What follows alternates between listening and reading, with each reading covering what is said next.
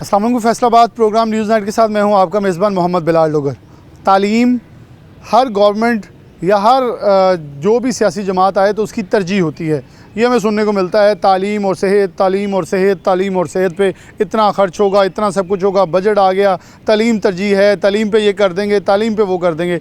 लेकिन तालीम पे होता क्या है वो हम प्रोग्राम बेशतर बार पहले भी कर चुके हैं कि उसातिज़ा जो इस तालीम के ज़ेवर हैं, सेहरा हैं, उनके साथ जो सलूक अपनाया जाता है वो हमने मरदमशुमारी के अंदर भी देखा कि ज़मीन के नीचे से या ज़मीन के ऊपर से जहाँ से मर्ज़ी लोग लेके आएँ, मरदमशुमारी के अंदर मज़ीद लोगों को ऐड करें, वगरना आपको आपके वाजबात नहीं अदा किए जाएंगे। और सेहत के अंदर भी हमने देखा कोविड के अंदर डॉक्टर्स अपनी तनख्वाहों को या इजाफी मराद को रोते चीखते बिलबिलाते रहे, लेकिन कुछ ना मिला। ऐसे ही हमें यहाँ भी कुछ मिलता हुआ नज़र नहीं आया। और उस्ताज़ा जो हैं उनके ऊपर एक और वज़न जो पहले भी डाला जाता रहा और अब भी एक और बोझ डाला गया है कि अगर आपको एक टारगेट दिया गया है कि अगर वो दाखिला मुहिम पूरी नहीं होती तो आपको उसका जवाब देना होगा। मेरी समझ से बालातर है, शायद मैं बहुत नालायक हूँ, लेकिन पॉलिसी मेकर्स लाइक हैं कि एक टीचर लोगों के दरवाजे खटखटा कर कैसे किसी को कन्विंस करके लेकर आए। चले कन्विंस कर भी लेगा, लेकिन मेरे पास फॉर एग्ज़ाम्पल ये वॉच मैंने पहनी है, मैं इसे बेचूंगा तो इसकी इंग्रेडिएंट्स या इसकी क्वालिटीज़ बताऊंगा लोगों को कि इसके अंदर अगर कोई चीज़ खाने वाली तो उसके अंदर इंग्रेडिएंट्स बताऊंगा, अगर ये है तो इसके इस्तेमाल बताऊंगा जी, इसमें दिल की धड़कन भी देख सकते हैं, सब कुछ। एक स्कूल के अंदर दाखिला करवाना है तो उस्तातिज़ा क्या बेचें सरकारी स्कूल का? ये कि अच्छे टीचर हैं या वो डेफिनेटली हैं, वो बेच लेंगे, लेकिन इसके बाद यहाँ 1000 कमरों की शॉर्टेज सामने आती है, 10,000 टीचर की शॉर्टेज आती है। फिर अगर कोई भी पोलियो मुहिम आ गई, कोई सफाई मुहिम आ गई, कोई डेंगू आ गया, कोरोना आ गया, तो उस्तातिज़ा नहीं मुयस्सर आएंगे। प्राइवेट स्कूल में अंदर 25 स्टूडेंट्स पे एक टीचर, तो यहाँ 80-120 के ऊपर एक टीचर, तो हालात तो ख़राब होंगे। अब इसी के ऊपर मैंने ज़रा तमहीद लंबी बांधी है ताकि एक बार टॉपिक को मजबूती से लोगों के दिमाग में बैठा सकूँ। अब उस्तातिज़ा मौजूद है, इनसे बात करेंगे और इनसे सवाल मैं आवाम के तौर पर, एक आम आदमी के तौर पर पूछूंगा कि अगर फॉर एग्ज़ाम्पल मेरे बच्चे हैं तो दाखिल होने आते हैं तो ये क्या कन्विंस करेंगे, क्या पेश करेंगे कि मैं इनकी प्रोडक्ट ख़रीद लूँ। सबसे पहले कंप्यूटर टीचर हमारे साथ मौजूद हैं। अस्सलाम वालेकुम। अच्छा, एक दाखिला मुहिम है, वो चल गई, और जब दाखिला मुहिम चल रही थी तो आप लोग उस वक्त मरदमशुमारी कर रहे थे और कमोबेश 25% स्टाफ सिर्फ मौजूद था जो सारे बच्चों को पढ़ा भी रहा था। पेपर भी आ गए दरमियान में, वो भी हो गए, और फिर पेपर डिस्टर्ब भी हुए कुछ मुल्की हालात की वजह से। उसके बाद फिर से पेपर भी हुए, प्रैक्टिकल भी हुआ, सब कुछ। क्या मुश्किलात क्या आ रही हैं यहाँ का दाखिला मुहिम पूरा करने में? और आपके ख्याल में जब आप जाते हैं, जब बच्चों को कन्विंस किया जाता है उनके पेरेंट्स को, तो वो आगे से जवाब क्या देते हैं? बच्चे के पेरेंट्स जो है आजकल अवेयरनेस है, टीवी के साथ है, आपकी सोशल मीडिया के साथ है, वो देख रहे हैं कि उस्ताद जो है वो गलियों में फिर रहे हैं और बाज़ औक़ात वो अजीबोगरीब किस्म की एक्टिविटीज़ करने में, जैसे पोलियो की हो गई या सेंसस की हो गई। ठीक है, एक ड्यूटी थी, नेशनल काज था, किया, वेल एंड गुड, लेकिन वो जो टाइम पीरियड था उसमें हमारा पीक टाइम होता है एडमिशन के लिए। जब वो हमारा डिस्टर्ब हुआ तो जाहिर बात है आजकल बच्चे जो वालिदैन हैं वो भी प्रोटोकॉल फोबिया जो है उनके अंदर फैला हुआ है। वो कहते हैं जी हमारे बच्चे 2 दिन भी ज़ाया ना जाए, वैसे बच्चा चाहे सारा साल स्कूल ना जाए, लेकिन वो कहते हैं जी बच्चे ज़ाया जाए, उनको फटाफट वो प्राइवेट स्कूल्स की तरफ रब्ता करते हैं और वहाँ दाखिल करवाने की कोशिश करते हैं। लेकिन उससे क्या होता है कि गवर्नमेंट स्कूल का एक तो तादाद है वो कम हो जाती है, दूसरा जो स्कूल्स अपग्रेड जब होते हैं तो जाहिर बात है अगर यहाँ पे 1000 स्टूडेंट आएगा तो जब वो स्कूल अपग्रेड दरमियान में हुए तो यहाँ की तादाद ऑटोमेटिकली 700 रह जाएगी। तो इस तरह के जो फैक्टर्स हैं वो स्कूल की जो तादाद है उसको कम करने में और क्वालिटी को भी कम करने में ज़ाहिर बात है असरअंदाज होते हैं। जब आप एक टीचर जो है वो घर से पढ़ाने के लिए तैयार होकर आता है और सुबह स्कूल आते उसको ड्यूटी साइन हो जाती है, आपने डेंगू की एक्टिविटीज़ करनी है या आपने पोलियो की एक्टिविटीज़ करनी है, तो ज़ाहिर बात है मेंटली तौर पर वो डिस्टर्ब होता है। एक सवाल आपसे बड़ा बुनियादी होगा, क्योंकि आप कंप्यूटर साइंस पढ़ाते हैं, आपकी लैब और प्राइवेट स्कूल की लैब कितना डिफरेंस होगा कि सरकार अभी तक कीबोर्ड माउस के ऊपर फंसी हुई है और यहाँ आईटी इतनी जिद्दत इख्तियार करेगी। भारत हमारा हमसाया मुल्क 100 अरब से ज़ायद डॉलर के वहाँ से सर्विसेज बेच चुका है और हम अभी तक सिर्फ 1-1.5-2 अरब के दरमियान सर्विसेज बेचने में फंसे हैं। आप इसको बेहतर अंदाज़ा कर सकते हैं। वो मेरा तो एक सवाल है सिर्फ। सर, गवर्नमेंट की जो लैब्स हैं ये प्राइवेट स्कूल की लैब से बहुत ज़्यादा बेहतर है। नो डाउट कुछ अपग्रेडेशन की ज़रूरत है, लेकिन वक्त के साथ साथ वो होती रहती हैं। लेकिन अगर आप इसको रूट लेवल से देखें कि आप नर्सरी क्लास से बच्चे को कंप्यूटर का अवेयरनेस नहीं देते, लेकिन बच्चे को मोबाइल चलाना आता है, बिल्कुल सही है, ठीक है, उसको कंप्यूटर के हार्डवेयर का नहीं पता, उसको हिस्ट्री का नहीं पता कि कंप्यूटर किस चीज़ पे बेस कर रहा है, तो आप किस तरह बच्चे को 9th-10th के अंदर प्रोग्रामिंग दे देंगे? बिल्कुल सही। अब सी लैंग्वेज है, मैं कंप्यूटर साइंस की बात करता हूँ, तो वो 10th क्लास में भी बच्चों को दे दी गई है और सेकेंड ईयर में भी सेम ही है। और माशाल्लाह अगर हम BCS लेवल पे चले जाएँ, बैचलर लेवल पे चले जाएँ, बैचलर ऑनर पे भी चले जाएँ, तो उसमें भी C++ ही है, बिल्कुल वही रहनी है। वो वही रहनी है, लेकिन बच्चे की जब तक बेस नहीं होगी वो सी की तरफ या किसी भी तरफ जाने के लिए काबिल नहीं होगा। बच्चे को 13 का 14 का पढ़ा आजकल नहीं आ रहा, वो कंप्यूटर साइंस में कैलकुलेशंस कैसे करवाएगा? कैसे आप कहेंगे जी हम फेसबुक को या किसी दूसरी सोशल एक्टिविटीज़ को हम कम्पीट कर सकते हैं या इंडिया का मुकाबला कर सकते हैं? बहुत शुक्रिया। आगे टीचर मौजूद हैं। अस्सलाम वालेकुम। अच्छा, आपका सब्जेक्ट स्पेसिफिक? मैं जी एजुकेशन। अच्छा, एजुकेशन के अंदर देखें तो हमारे पास यूनिवर्सिटीज़ के अंदर से डिग्री का भरमार निकल रहा है। बीएड एमएड का इस वक्त लाइन लगी है, आगे नौकरियां नहीं हैं। सरकारी स्कूल्स के अंदर टीचर शॉर्टेज है, लेकिन बच्चे ले आएँ वो कह रहे हैं जी दाखिला मुहिम पूरी करें, टीचर शॉर्टेज है तो रहने दें, कमरे शॉर्टेज है रहने दें, दड़ियों पे बिछा के पढ़ाएँ, जैसे पढ़ाएँ, लेकिन पढ़ाएँ गर्मी या सर्दी या पढ़ाएँ। आप कैसे देखें कितना मुश्किल हो जाता है जब बच्चों को पेरेंट्स को कन्विंस करना है कि आप सरकारी स्कूल की तरफ आएँ प्राइवेट को छोड़कर? देखें जी, जैसे पहले मेरे भाई ने भी कहा कि बात इनकी ठीक है, मुश्किल है, लेकिन अल्हम्दुलिल्लाह कि हमारे एक स्कूल का नाम है गवर्नमेंट इस्लामिया स्कूल। लोगों को पता कि इधर टीचर कैसे हैं और लोग इतने मुश्किल हालात में ये हमने अपना टारगेट पूरा कर लिया है। और ये हमारे टीचर्स की और प्रिंसिपल साहब की कोशिश और मेहनत है कि लोगों को भी पता है, इसलिए लोग आ जाते हैं। मुश्किल ज़रूर है लेकिन इतनी भी नहीं देखें ना, 64 स्कूलों के सरबराहान को नोटिस जारी हुए, लेकिन मेरे ख्याल में मेरे लिए ये बाइस शर्मिंदगी है कि मेरे किसी उस्ताद को नोटिस जाए। यार उस्ताद नोटिस के लिए तो नहीं बने। मैं तो ये अदारों से सीधा कहता हूँ, अगर टीचरों को आपने नोटिस भेजने हैं फिर आप बच्चों को तरबियत दे रहे हैं कि इन टीचरों को सज़ाएँ देनी है, इनको जज़ा नहीं देनी। अगर हमारी ये एक्स्ट्रा ड्यूटीज़ ना हो तो इंशाल्लाह सब स्कूल ही अच्छे हो सकते हैं, क्योंकि लोग भी देख रहे हैं कि टीचर हजरात गलियों में मोहल्ले में फिर स्कूल में कौन है। लेकिन फिर भी जैसे मैंने पहले कहा कि हर स्कूल का या टीचर का अपने इदारे के सरबराह का नाम है, इस वजह से हमारे पास अल्हम्दुलिल्लाह बच्चे काफ़ी हैं। बच्चे काफ़ी हैं। आगे बढ़ते हैं। अस्सलाम वालेकुम। अच्छा, आपका सब्जेक्ट स्पेसिफिक? जी मेरा मैथ है, मैं साइंस टीचर। साइंस टीचर हैं। अच्छा, एक सवाल, जब आप जाके किसी का दरवाज़ा खटखटाते हैं, वो आगे से खोले ना खोले और आगे से जो रवैये होते हैं वो बड़े तल्ख होते हैं, बड़े, क्योंकि जितने पोलियो वर्कर्स हैं वो भी हमें बताते हैं, मरदमशुमारी भी हमने देखा कि टीचर्स ने जैसे ये जांफशानी से काम किया वो बिल्कुल काबिल तहसीन है। कोरोना के अंदर आप लोग टेस्ट खुद करते रहे, यहाँ तक कि वैक्सीन इंजेक्ट करते रहे बच्चों के अंदर कि इस पाकिस्तान को महफूज बनाया जा सके।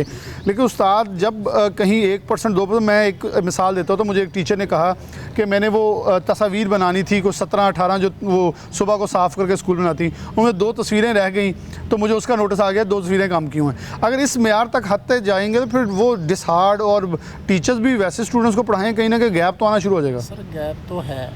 आप जो स्ट्रेंथ की बात कर रहे हैं कि हर साल स्टूडेंट की तादाद में इजाफा होना चाहिए, हमारे इधर पीछे 3 स्कूल हैं जो पहले मिडल थे, अब वो अपग्रेड हो गए, हाई स्कूल में तब्दील हो गए। तो सर जो बच्चे थे वो तो उन्हीं स्कूल में रह गए। अब हमारी स्ट्रेंथ तो कम होनी है।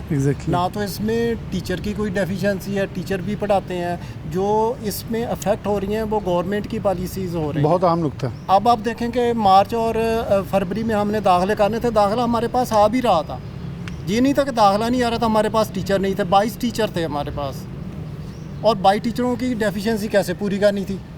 ऐसे तो नहीं हो सकता था। अब एक टीचर ने एक क्लास में ही होना था, एक टीचर ने 2 क्लासों में होना, ये तो पॉसिबल नहीं है। हो सकता। अब जब टीचर क्लास में नहीं होगा, पेरेंट्स आते थे, वो देखते थे क्लास में बच्चे इधर उधर घूम रहे हैं, जी ये स्कूल में तो पढ़ाई नहीं होती। कभी नहीं लेके आएंगे अपने बच्चों में। एक तो ये काज है। उस वक्त तो महकमे ने पूछा नहीं भी आपके पास क्या स्ट्रेंथ है, कैसे है। अब स्कूल बंद है, आप कहते हैं जी वो स्ट्रेंथ पूरी कर। अच्छा, ये एक बड़ा अहम सवाल है कि अब स्कूल बंद है तो अब दाखिला कहाँ से लेके आए? कोई देखें, कोई अपने रिश्तेदारों में चल गया, कहते हैं नान के दाद के चले गए, तो कुछ सैरो तफरीह पे निकल के बच्चे कहाँ से लेके आए? स्टैटिस्टिक में हम एक चीज़ होती है टर्म सीजनल वेरिएशन, वो सीज़न के हिसाब से होती है सर। मसलन जो गर्म कपड़े हैं उनकी डिमांड सर्दियों में होती है। अब जी एक दाखिले का सीज़न है सर, अब स्कूल ऑफ है, बच्चे घरों में नहीं है, अपने कहीं और रिश्तेदारों के पास गए हुए हैं, तो वो डेफिशिएंसी किस तरह पूरी करेंगे? बड़ा अहम नुकता आपने उठाया। अस्सलाम वालेकुम। आप कौन सा सब्जेक्ट पढ़ा रहे हैं? बायोकेमिस्ट्री।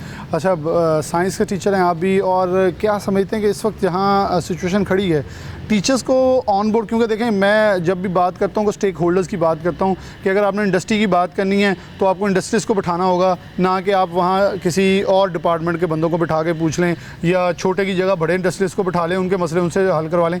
ऐसे टीचर्स को बिठा के पूछें, नोटिस भेजेंगे और कहेंगे बाद में आपकी महकमाना कार्रवाई होगी, यानी कि तरक्कियाँ जैसे कहते हैं रुक जाएंगी और आपकी जो भी आगे मराहत हैं वो रुक जाएंगी, तो ये तो ज़्यादती होगी। तो फिर वो उनका जो एक मेहनत और लगन का एक समर है जो इतने सालों से करते आ रहे हैं, वो कहीं ना कहीं तो डिट्रैक होगा। बिल्कुल होगा, क्योंकि जब टीचर का काम है पढ़ाना है, वो फोकस पढ़ाई पर जब मुकम्मल तौर पर नहीं करेगा तब तक वो सही नहीं पढ़ाएगा। आप ज़हनी तौर पर उसको टॉर्चर करेंगे तो वो मेंटली वो वैसे ही अपसेट रहेगा, तो वो पढ़ाई की तरफ फिर ऐसे तवज्जो नहीं दे सकेगा। तो बेहतर तो यही है कि तमाम एक्टिविटीज़ जो है ना गैर ज़रूरी उनको छोड़ के टीचर को चाहिए कि फोकस करवाए, बच्चों पे पूरी तवज्जो करें, और इंशाल्लाह गवर्नमेंट के अदारे में जो स्टाफ है हमारा वो बहुत क्वालिफाइड है, बहुत बिल्कुल सही है। तो इससे जो ज़्यादा से ज़्यादा काम लेना चाहिए और करेंगे ये काम।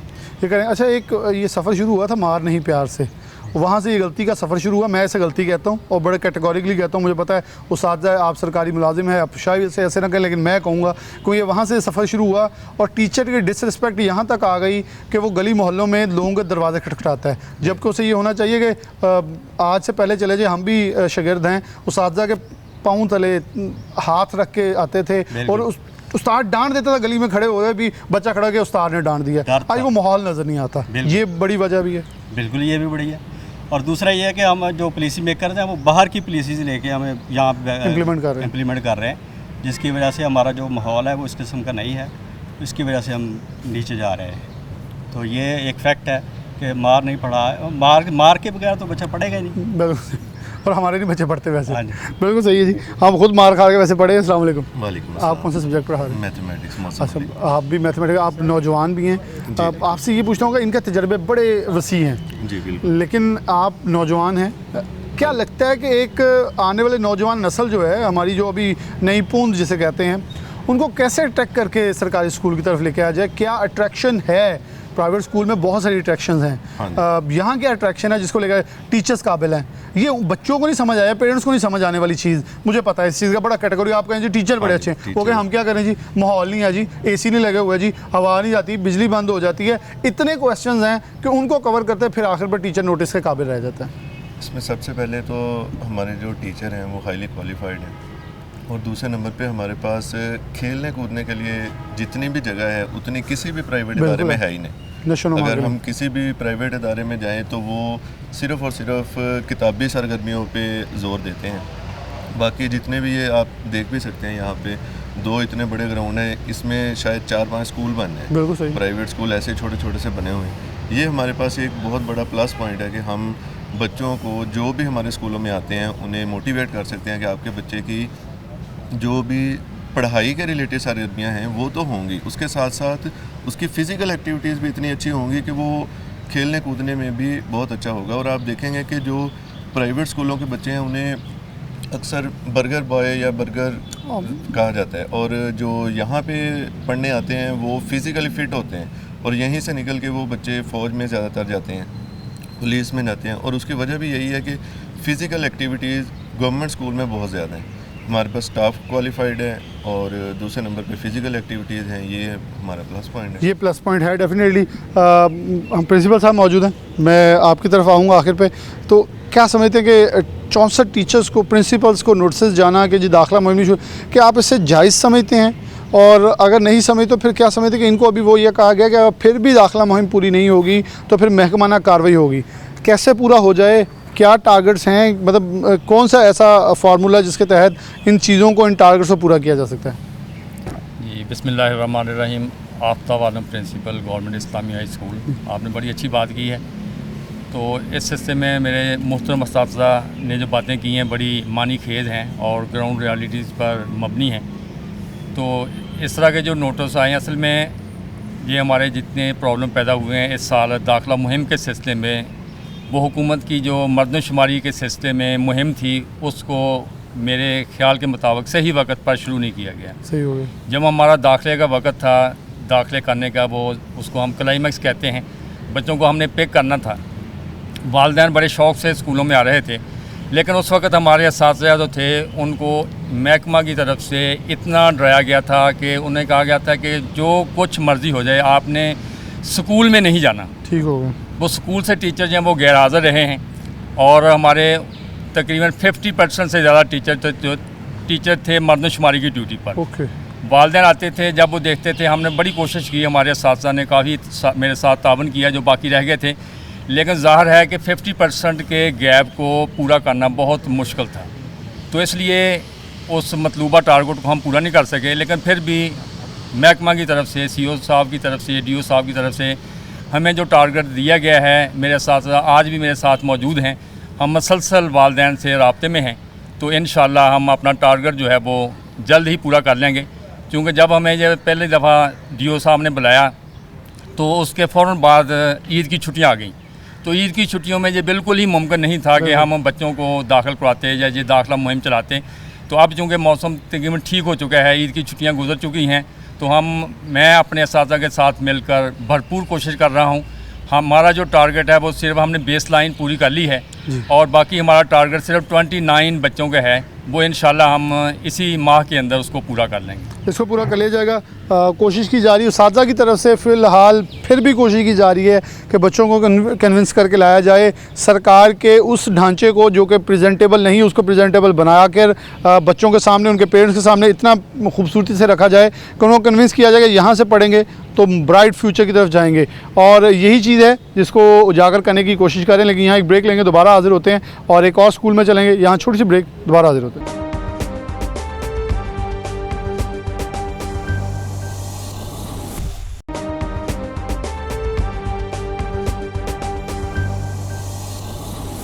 प्रोग्राम में आगे बढ़ते हैं। जहांगीर अशरफ हमारे साथ मौजूद है, नुमाइंदा हमारे एजुकेशन को ख़ास तौर पर देखते भी हैं।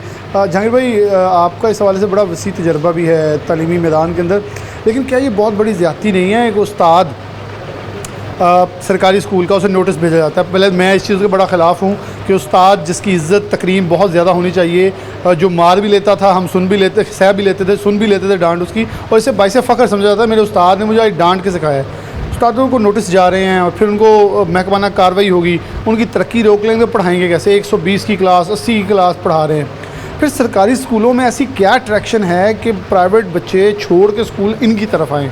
और फिर जहाँ या तो कोई समर कैंप्स लगाएं या आप कोई गाला करवा रहे हैं ताकि कोई अट्रैक्शन दें, एंटरटेनमेंट दें, ताकि उनको पता हो कि सरकारी स्कूल में मुख्तलिफ हो रहा है। सरकारी स्कूलों में जो हालात हैं, बच्चे बाहर बैठे हैं, गर्मी हो सर्दी हो, कौन आएगा, कैसे पढ़ेगा, इसके ऊपर आप क्या कहते हैं? क्योंकि आपकी ये खबर थी 64 हेड मास्टर्स को, प्रिंसिपल्स को नोटिस जारी करना बड़ा अफसोसनाक है। अच्छा बिलाल, देखें, गवर्नमेंट जो है कागज़ी कार्रवाइयों पर ज़्यादा बिलीव कर रही है और ग्राउंड रियलिटी को इग्नोर कर रही है। अब हमारे फैसलाबाद की अगर बात करें तो 22 गवर्नमेंट के स्कूल हैं और इनमें 5000 से ज़्यादा सीटें खाली हैं। टीचर आपके स्कूल में होगा नहीं तो बच्चा कहाँ से आएगा? उसके अलावा आपका सेशन स्टार्ट हुआ है अप्रैल में टीचर मर्दमशुमारी की ड्यूटी पर थे, 5000 टीचर वो चला गया। इसका मतलब कि 5000 सीटें खाली, 5000 टीचर चला गया। हमारे स्कूल में 10,000 टीचर की शॉर्टेज हो गई उसके बाद, हाँ, सिर्फ डिस्ट्रिक्ट फैसलाबाद में। और उसके बाद फौरी तौर पर इलेक्शन कमीशन ने इलेक्शन ड्यूटियों की ट्रेनिंग शुरू करवा दी, 3-4 हज़ार टीचर वहाँ इंगेज हो गया। उसके बाद फौरी तौर पर मैट्रिक के एग्ज़ाम स्टार्ट हो गए, टीचर जो है वो मैट्रिक की ड्यूटियों में चले गए। पूरा सेशन जो छुट्टियों से पहले 2 माह का रहा, उसमें बच्चों को पढ़ने का कोई मौका नहीं मिलता रहा और बच्चे जो पहले से अगली क्लास में प्रमोट थे उनको किताबें तक नहीं मिली। किताबें आई हैं छुट्टियों से 1 दिन पहले। तो मैं सिर्फ आपको यहाँ कथा कलामी करके इस कहूँगा, मैं बाहर से आया स्कूल में, अपने बच्चों को मुझे इनवाइट किया गया सरकारी स्कूल में एडमिशन लेने।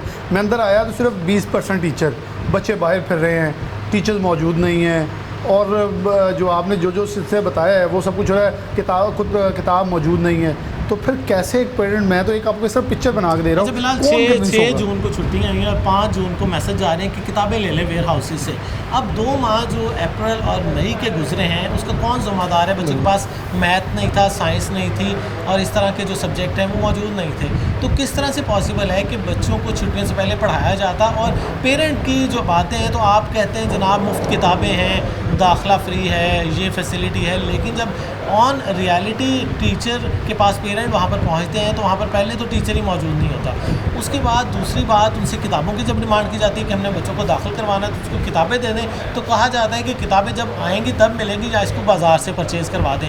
इससे बड़ा अलमिया ये है कि इंग्लिश मीडियम के नाम पर सारे बच्चों को इंग्लिश मीडियम किताबें दे दी जाती हैं और टीचर कहते हैं कि जनाब आपने उर्दू मीडियम पढ़नी है तो ये किताबें रद्दी के भाव बेचें और बाज़ार से नई किताबें उर्दू मीडियम ले लें। अब गवर्नमेंट ने इतनी ज़्यादा डिफ़िकल्टीज़ क्रिएट कर दी हैं जिसमें टीचर और हेड बेबस हैं कि बच्चों को कैसे दाखिला बढ़ाएं।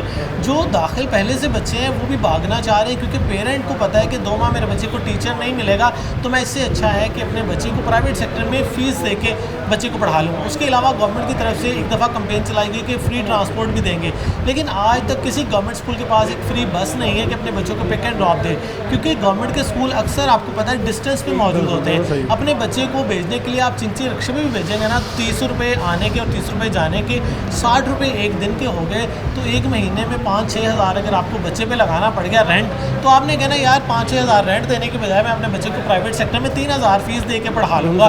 वो गली मोहल्ले में करीब तो होगा, वहाँ पर टीचर भी मौजूद होगा, क्योंकि उसके टीचर की ना मतलब शुमारी पे ड्यूटी लगी है, ना इलेक्शन पे ड्यूटी लगी है, ना उसने एग्ज़ाम ड्यूटी पे जाना है, उसे क्लास में पढ़ाना है। उसके अलावा फैसिलिटीज़ की बात करें तो गवर्नमेंट स्कूल्स के पास अल्टरनेट मौजूद नहीं है। आपको पता है गर्मियाँ का क्या सूरत हाल होती है, 2 माह पहले तक बच्चों के पास जनरेटर मौजूद नहीं है, तो बिजली बंद रहती है 2-2 घंटे लोड शेडिंग स्कूल टाइमिंग के दौरान, तो बच्चों ने पेपर भी गर्मी में दिए हैं। तो अब भी यही सूरत हाल है कि गर्मी में बच्चे बैठ के पढ़ेंगे तो क्या होगा। उसके बाद 9th का बच्चा जब आया तो उसके बाद 1 माह का टाइम भी नहीं था पढ़ने के लिए, छुट्टियां हो गई, गवर्नमेंट ने समर कैंप पे पाबंदी लगा दी। अब गवर्नमेंट कहती है कि ना हमारा बच्चा पढ़े ना प्राइवेट सेक्टर का बच्चा पढ़े, कहीं भी अपॉर्चुनिटी ना मिले बच्चे को पढ़ने की, जबकि प्राइवेट सेक्टर की तरफ से ये डिमांड आती रही कि 9th का बच्चा जिसने अप्रैल में एग्ज़ाम दिए हैं उसको सिर्फ 1 माह मई का पढ़ने का मिला है, तो मई के बाद जून में छुट्टियाँ हो गई, तो उसका सिलेबस कैसे कवर होगा, क्योंकि उसके 10th के पेपर जो है मार्च में हो जाने हैं। अच्छा जहांगीर, आखिरी सवाल यहाँ शॉर्टली उससे कवर कर दें कि अभी छुट्टियाँ हैं,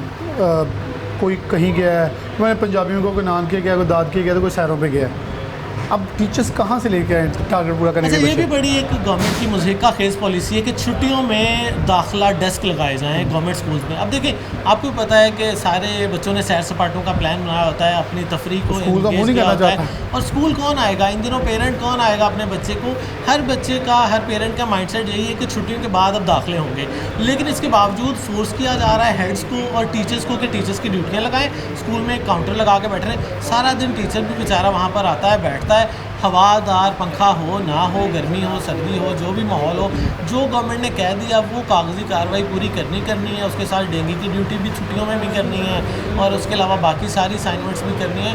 तो गवर्नमेंट की तरफ से जो ऐसी हकायक से हट के पॉलिसी जो बना दी जाती है ना, वो हमारे गवर्नमेंट सेक्टर को तबाह कर रही है। बच्चे जो हैं वो स्कूलों से भाग रहे हैं क्योंकि रिज़ल्ट इनके पुअर जा रहे हैं। पिछले साल 9th का रिज़ल्ट 43% था और गवर्नमेंट स्कूल्स अक्सर ऐसे हैं जिनका 19-20% था, वो उससे भी बहुत कम है, उससे भी 50%। वो इसलिए है क्योंकि गवर्नमेंट के स्कूल में ना तो कोई समर कैंप लगता है, ना वहाँ पर टीचर्स की तादाद पूरी है, ना वहाँ पर किताबें टाइमली बच्चों को डिलीवर होती हैं। वहाँ पे सिलेबस कवर करवाना जो है वो मुश्किल हो जाता है, तो रिवीजन बच्चों की कहाँ से होगी, टेस्ट सेशन कब होंगे, तो गवर्नमेंट की तरफ से कोई प्लानिंग नहीं है। वो कहती है जिस तरह हमारे बच्चे डिस्टर्ब हो रहे हैं, पूरा प्राइवेट सेक्टर भी इस तरह डिस्टर्ब हो, इसलिए ना समर कैंप लगे हैं, ना दाखिला टारगेट पूरे हुए हैं, और इसी वजह से 76 जो असातिज़ा हैं, हेड्स हैं, उनको नोटिस दिए गए हैं कि आप बच्चों को दाखिल नहीं कर पाए।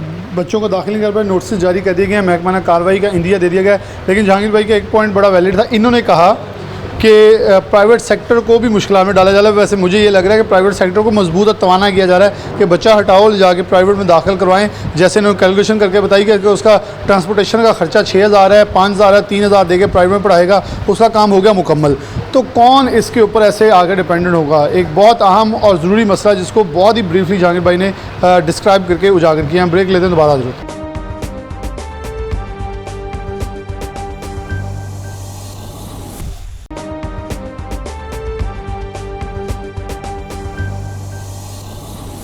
वेलकम बैक नाज़रीन, दोबारा से प्रोग्राम के अंदर खुशामदीद कहते हैं। प्रोग्राम के अंदर आगे बढ़े तो हमारे साथ टीचर्स भी मौजूद हैं, लेकिन राव साहब मौजूद हैं और एक ऐसे पाकिस्तानी मौजूद हैं जिसे हम ओवरसीज़ पाकिस्तानी कहेंगे। इनसे मैंने कुछ टेक्निकल क्वेश्चन करने हैं, इसलिए इन्हें मदऊ किया, इनका शुक्रिया, इन्होंने वक्त दिया है। हमारे साथ टीचर मौजूद, सबसे पहले इनसे बात करते हैं। अस्सलाम वालेकुम। अच्छा, टीचर्स को नोटिस आ रहे हैं कि दाखिला मुहिम जो है वो वैसे नहीं हो सकी जैसे गवर्नमेंट की ख्वाहिश है, जैसे अफसरान दफ्तरों में बैठ के सोच रहे थे वैसी नहीं आप लोग कर सके। वजूहात क्या हैं आपके ख्याल में और मुश्किलात क्या हैं? जी बिल्कुल। अच्छा, इसमें 2-3 वजूहत हैं। पहली सबसे बड़ी वजह तो ये है कि जिस टाइम एडमिशन की कैंपेन चल रही थी उस टाइम मोस्ट ऑफ द जो टीचर्स थे वो डिजिटल मरदूमशुमारी सेंसस हो रहे थे उसके ऊपर ड्यूटी पे थे, तो वो पेरेंट्स आते थे, डेफिनेटली उनको डील करने के लिए यहाँ पे टीचर मौजूद नहीं थे, वो तो फील्ड वर्क कर रहे थे। तो एक तो बड़ी वजह ये बनी है। सेकेंडली दूसरे नंबर पे जो है ना, ये जो मुल्क की जो इकनॉमिक कंडीशंस हैं वो भी डिसअंदाज हो रही हैं। तो जहाँ पे जो स्टूडेंट्स हैं अगर वो उनको किराया पड़ता था, जहाँ पे अगर वो फॉर एग्जांपल कोई रिक्शे में आते थे या चिंची पे आते थे तो 20 रुपीज़ एक साइड का किराया पड़ता था। अब वो तकरीबन बढ़ के 60 रुपीज़ 1 वे का हो चुका है। तो अगर इस चीज़ को भी मद्देनज़र रखा जाए तो वो पेरेंट्स अफोर्ड ही नहीं कर सकते अब ना, ये हालात जो हैं इसमें। तो इस वजह से जो हमारा एडमिशन है ना उसके ऊपर काफ़ी इसके असरात मतलब हुए। कि ये बड़ा मुश्किल नहीं है कि सरकारी स्कूल में जब आते हैं टीचर मरदमशुमारी पे हैं, साथ ही उस वक्त इलेक्शन ट्रेनिंग भी चल रही थी। हमें याद है कि राव साहब भी उस वक्त एक जगह डिप्टी आरओ की जिम्मेदारी निभा रहे थे। बच्चे पेरेंट्स आते हैं तो स्कूल देख के हैं ना कैसा स्कूल है, और आगे बच्चे बाहर भागे फिर रहे हैं, टीचर्स हैं नहीं हैं, तो इम्पैक्ट ही नहीं क्रिएट होता कि आप कौन सी ऐसी अट्रैक्टिव चीज़ दे रहे हैं कि बच्चे आगे दाखिला लें यहाँ। हाँ बिल्कुल आप सही कह रहे हैं। इसी तरह यही हमारा ये एक्सपीरियंस हुआ है। तो कोशिश तो की है जितना भी हम एडमिशन कर सके हमने वो फुली एफर्ट की है। लेकिन ये सब सारी चीज़ें कि वो पेरेंट्स आते थे फिर उनको वो माहौल नहीं मिलता था यहाँ पे, वो जो एक्सपेक्ट कर रहे थे गवर्नमेंट स्कूल के वाले से वो चीज़ें उनको मुयसर नहीं। इस बार फिर उन्होंने अपने कहीं नज़दीक एक जो प्राइवेट स्कूल होंगे उनको प्रेफर किया वो प्रेफर किया था। अच्छा, एक मैं मोहल्ले वो बता दूं, हम कुछ स्कूल का जिक्र करें, जैसे ये MC हाई स्कूल कोतवाली रोड है, पंजाब का सबसे बड़ा स्कूल है। इसके टोटल इर्द गिर्द ट्रेडिंग मार्केट्स हैं, 8 बाज़ार हैं घंटा करके, और अगर आप लेफ़्ट साइड पे चले जाएँ तो फिर वहाँ बैक साइड पे मॉडल टाउन जिसे हम गुजर आबादी के नाम पे बोला जाता है, अब वहाँ ऑलरेडी स्कूल्स मौजूद हैं और पीछे एग्रीकल्चर का स्कूल मौजूद है। अगर हम पीछे जनाब कॉलोनी तरफ से आएंगे वहाँ भी ऑलरेडी अपने स्कूल मौजूद हैं, और वो प्राइमरी या मिडिल स्कूल जो थे वो अपग्रेड करके हाई कर दिए गए हैं। तो फिर जो मिडिल के बाद बच्चे निकल के यहाँ आते थे वो तो अब उन्हीं स्कूल्स में रह गए हैं। तो फिर सवाल ये पैदा होता है कि ये इतनी जो एक बिल्कुल हकीकत से हटकर पॉलिसी बनाई जा रही है, इनके ऊपर अमल दरामद क्यों करवाया जा रहा है। राना साहब की तरफ मैं बढ़ूँगा और इनसे ज़रा कुछ सवाल करें। राना साहब, क्या लगता है कि आप एक ऐसे मुल्क में रहते हैं जो दुनिया की सुपर पावर है, उस्ताद को नोटिस भेजना और फिर ये थ्रेट करना कि अगर आपका फिर भी टारगेट पूरा नहीं हुआ, और टारगेट भी उन दिनों में जब छुट्टियां हैं सब कुछ बंद है, अगर आपका टारगेट पूरा नहीं हुआ तो फिर आपको महकमाना कार्रवाई होगी, यानी कि सीधे अल्फाज के अंदर कि आपको तरक्की नहीं दी जाएगी और आपकी पेंशन नहीं मिलेगी, जो बहुत कुछ रुकावटें हैं। क्या ये जायज़ है किसी तौर पर भी? बिस्मिल्लाहिर्रहमानिर्रहीम, ये बिल्कुल जायज़ नहीं है। अगर आप ये कहें कि इसको अमेरिका के साथ कंपेयर किया जाए, मेरा ख्याल वो तो बिल्कुल ही इम्पॉसिबल है, क्योंकि उन्होंने अपने जो कानून है वो बहुत सेट किए हुए हैं। वो जो प्रॉपर्टी टैक्स है वो सारा स्कूलों को जाता है, स्कूलों पे खर्च होता है, स्कूलों की अपनी स्कूल बसेज़ हैं। जैसे अभी टीचर साहब ने कहा है कि वो बच्चों को आने का प्रॉब्लम है, उनके साथ तो इनका मुकाबला ही नहीं किया जा सकता। दैट्स इम्पॉसिबल जी। बाकी रही ये टीचरों को बेचारों को तंग करने की ज़रूरत, प्रॉब्लम यहाँ पे पाकिस्तान में ये है कि कोई महकमा भी अपना काम नहीं करता। सब जो होता है ना वो अगर मरदमशुमारी करनी है तो वो टीचरों को दे दो, पोलियो के कतरे पिलाने हैं तो वो टीचरों को दे दो, तो टीचरों को अपना खुद काम नहीं करने दिया जाता। इसीलिए जो गवर्नमेंट सेक्टर के स्कूल हैं वो ज़्यादा कामयाब नहीं हो रहे, लोग इनमें दाखिला लेना पसंद नहीं करते। अच्छा राना साहब, क्या गवर्नमेंट की तरफ से कंपेन कोई नहीं चलाई जाती, लेकिन इन्हें कहा जाता है आप बच्चों को लेके आएँ? क्या आपने देखा कहीं दुनिया में ऐसे होते हुए कि स्टूडेंट्स को अट्रैक्ट करके लेके आया जाए? और वहाँ भी सरकारी स्कूलों में लोग तरजीह देते हैं पढ़ना, लेकिन यहाँ अगर देखें तो सरकारी स्कूलों के लिए टीचर्स को कन्विंस किया जाता है कि आप लोग बच्चों को लेके आएँ। कैसे लेके आए जब सहूलियात आगे है, फुकदान आगे मौजूद है, ट्रांसपोर्टेशन नहीं है और इंफ्रास्ट्रक्चर मौजूद नहीं है, टीचर्स की शॉर्टेज है। वहाँ अगर देखें तो उन्हें बगैर कंपेन चलाए मिल जाते हैं स्टूडेंट, लेकिन वो फिर भी कंपेन चलाते हैं। यहाँ कंपेन नहीं चलाई जा रही, बस टीचर लेके आए जिन्हें जो नोटिस मिलेगा। जो बेटा जो होता है ना जी स्टूडेंट, वो हंटिंग के लिए निकलता है, स्टडी हंटिंग के लिए। अगर उसको नज़र आ रहा है कि मुझे गवर्नमेंट स्कूल में जो स्टडी हंटिंग नहीं है तो वो किसी और प्राइवेट में जाएगा जहाँ पे जो सबसे बेसिक प्रॉब्लम मेरी समझ में है ना, ये जो जितने भी पॉलिसी मेकर्स हैं ना, इनके खुद बच्चे वहाँ पे पढ़ते हैं। अगर आप कहें तो मैं आपको बच्चों के नाम भी बता दूंगा और उनके कॉलेजेस भी बता दूंगा कि कहाँ कहाँ किस किस यूनिवर्सिटी में पढ़ते हैं। तो वो दफ्तरों में बैठे बनाते रहते हैं, बेचारे टीचरों को पुश करते रहते हैं, क्योंकि उनके पेन ने लिखना है और इन बेचारों को उन्होंने ट्रबल में डाल देना है। तो इनके अपने बच्चे इधर नहीं पढ़ते, इसलिए जो हमारा जो गवर्नमेंट स्कूल का सेक्टर ना वो really going in a dark, ये डार्क स्टेज पे है। और मैं राना साहब की बात से एक चीज़ ज़रूर रहूँगा कि हम अगर कोई ड्रामा, जो फिल्म आपने सबने देखी होगी नाजरीन, जब बनाते हैं तो उसका एक ड्राफ्ट लिखा जाता है, फिर उसके बाद स्क्रिप्ट होता है, स्क्रिप्ट के बाद इसे कहते हैं प्री प्रोडक्शन, प्रोडक्शन और पोस्ट प्रोडक्शन। लेकिन इसके अंदर एक लफ्ज़ आता है एग्जीक्यूशन का। अब एग्जीक्यूट कैसे करना है, ये राना साहब की बात बड़ी खूबसूरत थी, जो अंदर दफ्तर बैठे उनका पेन चल गया। एग्जीक्यूट करने वाले और हैं, बनाने वाले और हैं, लिखने वाले और हैं। राव साहब सालों साल बल्कि उम्रें गुजार दी आपने इस सेक्टर को मजबूत तवाना करने में, लेकिन फिर भी आके आज स्टेज वहीं खड़ी है, बच्चे ला के पूरे करें जी, टारगेट पूरा नहीं हो रहा। वो साथ साथ तालीम के मेयार को बेहतर करने लगते हैं तो सफाई पे लगा देते हैं, डेटाबेस पे लगा देते हैं, और टीचर्स रह ही सिर्फ हर डेटाबेस फिल करने के लिए गए हैं।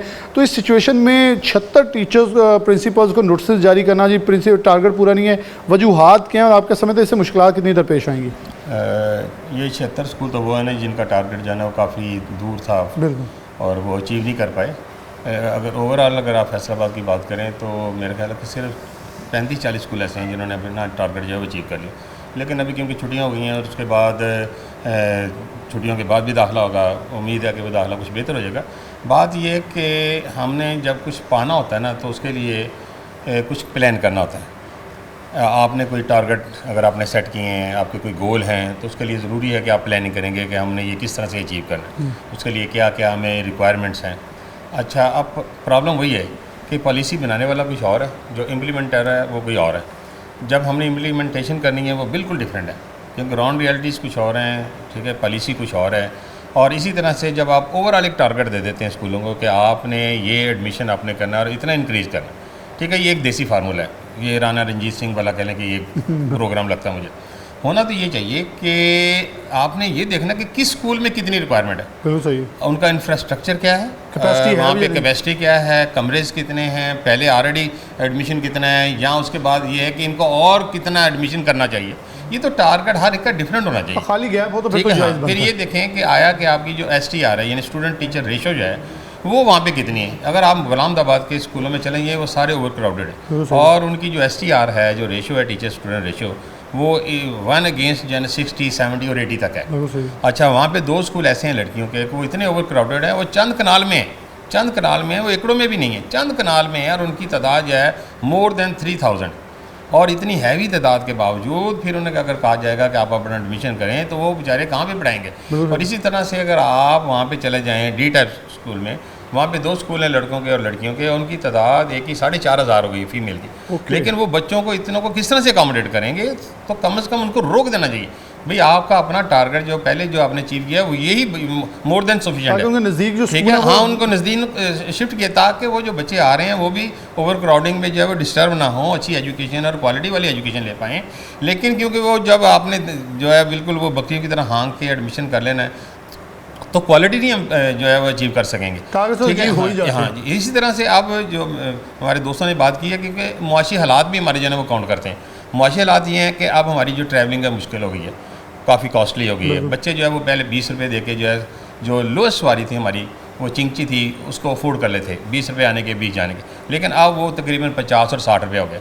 अब मुश्किल ये आ रही है कि वालिदैन जो है अगर ये इतने पैसे एक बच्चे पे लगाएंगे, आप समझते हैं कि अगर 50 या 100 रुपये डेली लगता है तो 3000 रुपया, गोभी की हमारी एजुकेशन फ्री है, बुक्स फ्री हैं, लेकिन वो 3000 रुपया वो समझता है अगर हमने 3000 रुपया देना है ट्रैवलिंग के लिए तो क्यों ना हम 1500-2000 वाले जो नज़दीकी प्राइवेट स्कूल है वहाँ पे चला जाए, ठीक है। तो ये चीज़ें जो है ये गवर्नमेंट ने पॉलिसी जब बनानी है तो उसको मद्देनज़र रखना चाहिए।